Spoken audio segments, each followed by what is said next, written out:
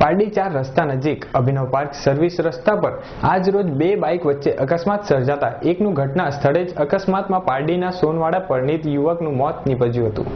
પારડી તાલુકાના સોનવાડા ઉગમના ફળિયામાં રહેતા 44 વર્ષીય ભરતભાઈ મણીલાલ પટેલે જેઓ સવારે પારડી તરફ કામે અર્થે આવવા નીકળ્યા હતા તે દરમિયાન પારડી અભિનવ પાર્ક સામે પોતાના કબજેની બાઇક નંબર GJ15BF 3929 ને સામેથી આવતા એક પ્લેઝર મોપેડ નંબર GJ15AC 7981 પર શિવભૂ હસમુખભાઈ પટેલ રહેઠાણ બાલદા કમિટી ફળિયાના યુવાને પૂર ઝડપે ગફલત રીતે વાહન હંકારી ભરતભાઈની બાઇકને ટક્કર મારતા અકસ્માત કરી ભરતભાઈ પટેલનું ઘટના સ્થળે કમકમાટી ભર્યું મોત નીપજ્યું હતું।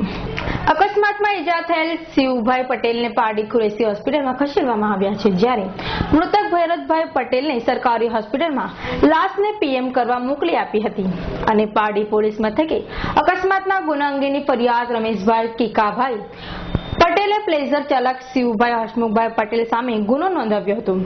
વધુ તપાસ ASI બાબુલાલ કરી રહ્યા છે। અમૃત પટેલનો રિપોર્ટ, પારડી।